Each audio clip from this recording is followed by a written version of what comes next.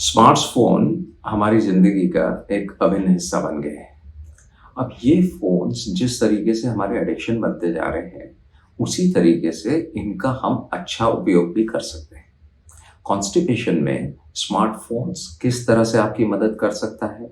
Toilet training में smartphone किस तरह से आपकी मदद कर सकता है? ये हम इस वीडियो में डिस्कस करेंगे।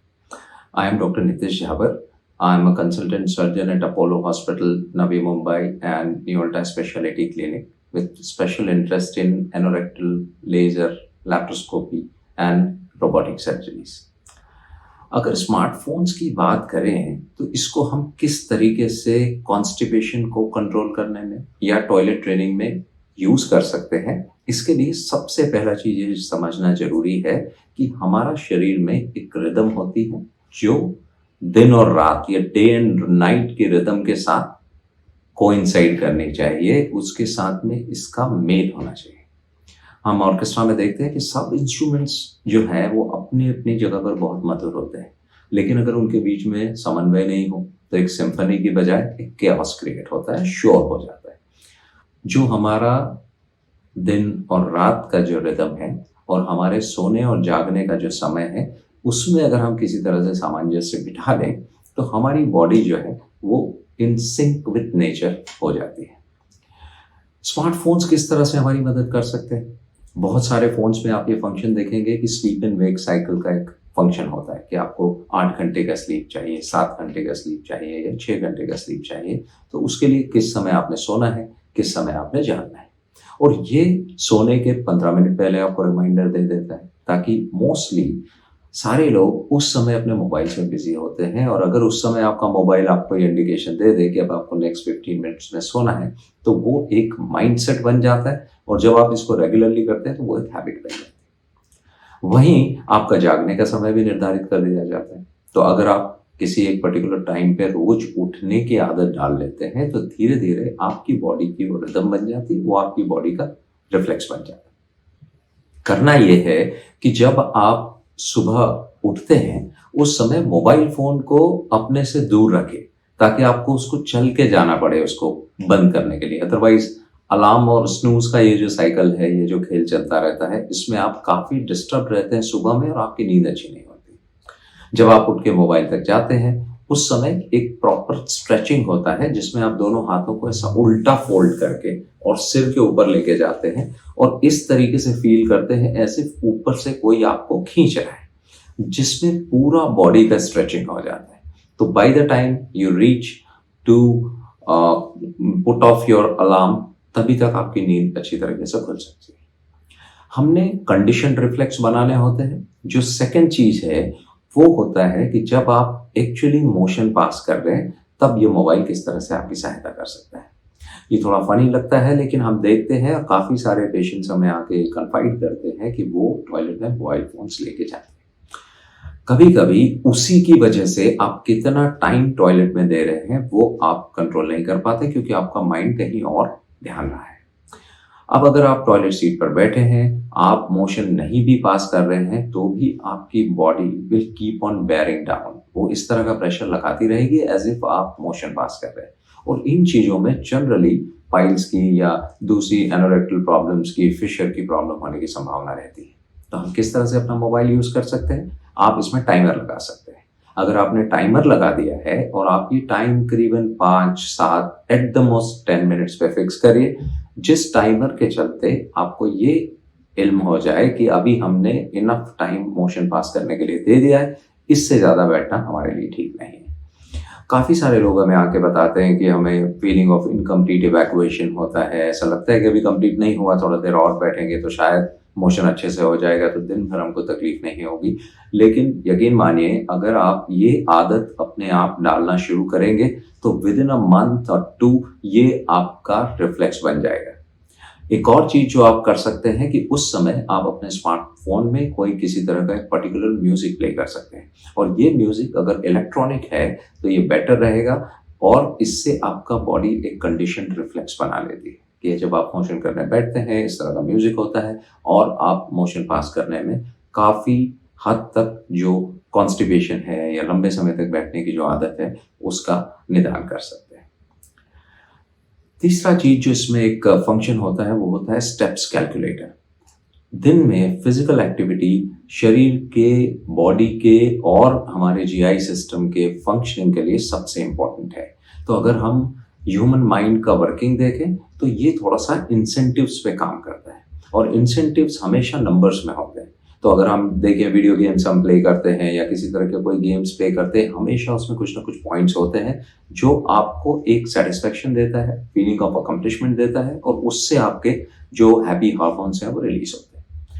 अब अगर आप स्टेप्स कैलकुलेटर अगर डाउनलोड करते हैं और अपना स्टेप्स काउंट करना शुरू करते हैं तो धीरे धीरे आप देखेंगे कि आप अपने आप you are trying to better yourself, कि आज हमने 7000 स्टेप्स किया है तो कल 8 करना चाहिए, आगे 10 करना चाहिए, या आपको एक पता लग जाता है कि एवरेज आपका स्टेप्स दिन में 10,000 स्टेप्स हो जाता है। अगर आप कम करेंगे तो आपको वो एक ये अंदाज हो जाएगा कि हम बराबर से आज पूरा फिजिकल एक्टिविटी हुआ है या नहीं हुआ है। ये खासकर उन लोगों के लिए है जो हमसे ये बार बार कहते हैं कि हमारे पास टाइम ही नहीं होता एक्सरसाइज करने के लिए। तो अगर आप दिन में अपनी दिनचर्या इस तरह से रखते हैं कि आप अपना स्टेप्स काउंट कर सकते हैं तो ये चीज आपको काफी हद तक मदद कर सकती है। एक सोशल मीडिया है जिसमें हमारा बहुत टाइम जाता है, उसमें हम किस तरीके से इसको अपने एडवांटेज के लिए यूज कर सकते हैं।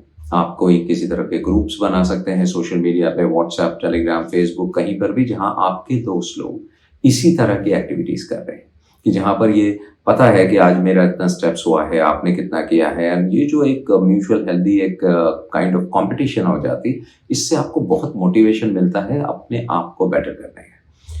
तो ये एक बहुत ही इम्पोर्टेंट चीज है जो आपको दिन में करना ही करना चाहिए, और इसके लिए आपका फोन काफी सहायक सिद्ध हो सकता है। ये आपने देखना है कि इसको आप बेस्ट किस तरीके से यूज कर सकते हैं। जब भी हम कभी किसी कॉन्स्टिपेशन के पेशेंट को देखते हैं या कभी किसी को हम सलाह देते हैं तो हमेशा 2 चीजों पे मेन एम्फेसिस रहता है, वो होता है फिजिकल एक्टिविटी और दूसरा होता है डाइट। डाइट में हम बोलते हैं कि आपको थोड़ा सा फाइबर ज्यादा लेना है, और अगर आप ओवरवेट हैं तो थोड़ा कैलोरीज इनटेक पे थोड़ा सा कंट्रोल करना है। तो अब कैसे पता लगेगा कि हम फाइबर इनफ ले रहे हैं कि नहीं, हम कैलोरीज ले रहे हैं कि नहीं, हमारा वाटर इनटेक अच्छा है कि नहीं दिन में। तो ये चीजों के लिए एक रिमाइंडर जो फंक्शन होता है आपके फोन में, वो आप डाल सकते हैं for your water intake, which will keep on reminding you कि भाई अब समय हो गया है, आपको पानी पीना है। आपने अगर कोई क्वांटिटी फिक्स कर लिया है, उसको डिवाइड कर लिया है और उसको हिसाब से एक रिमाइंडर सेट कर लिया है कि एवरी 2 आवर्स 3 आवर्स आप पानी लेते हैं, जिससे आपका जो वेकिंग टाइम है, जो वेकिंग आवर्स है, जब आप जागे हुए हैं, उस समय में करीबन आप 2.5 to 3 अगर लीटर पानी ले रहे हैं तो ये आपके लिए पर्याप्त है।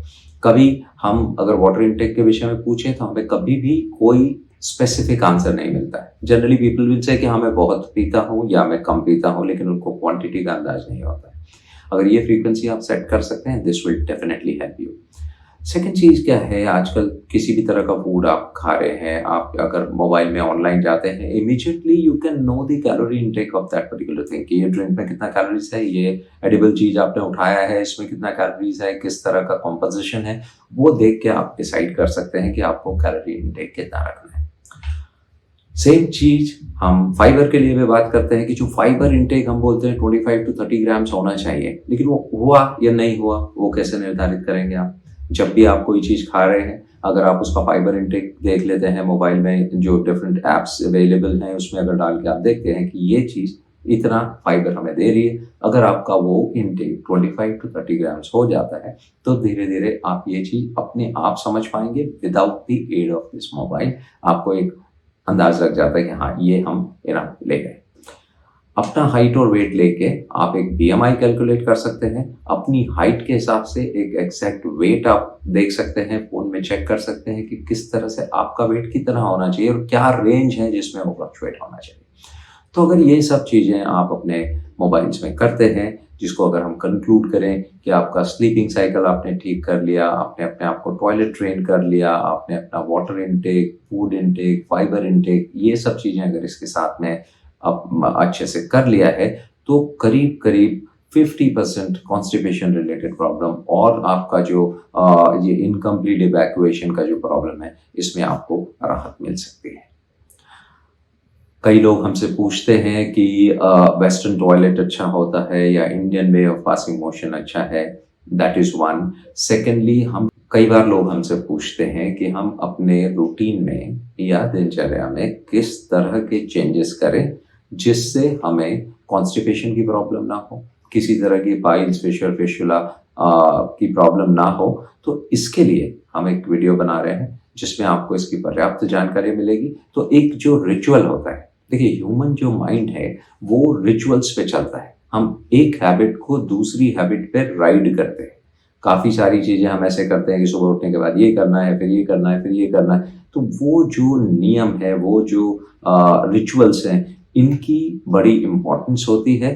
तो जब भी इस तरह की चीज़ हो जाए कि कोई कॉन्स्टिपेशन से ग्रसित है, कोई पाइल्स का प्रॉब्लम से ग्रसित है, तो हमारा गोल ये नहीं होना चाहिए कि अभी ये प्रॉब्लम ठीक हो जाए एंड फिर मैं वापस से अपने नॉर्मल रूटीन पे आ जाऊँगा। हमें उस चीज़ को हैबिट बना लेनी है, जिससे हम टारगेट ओरिएंटेड नहीं रहे, हम हैबिट ओरिएंटेड रहें और एक कॉन्स्टिपेशन फ्री लाइफ जी सकें। Thank you very much and we'll see you in the next video.